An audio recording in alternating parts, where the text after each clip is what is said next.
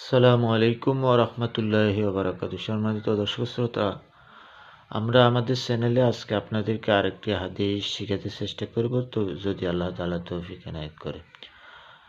সবাই পরবর্তী হাদিস পেতে এবং সওয়াবের উদ্দেশ্যে সাবস্ক্রাইব করুন এবং শেয়ার করে দিন।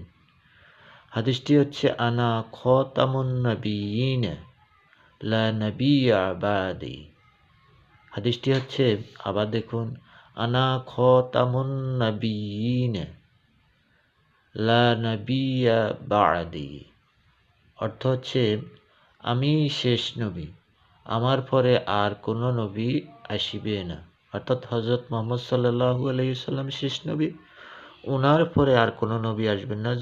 যদি ওনার পরে কেউ নবুয়তি দাবি করে, সে হচ্ছে মুনাফিক, সে হচ্ছে সরাসরি কাফের। সকলে সাবস্ক্রাইব করবে।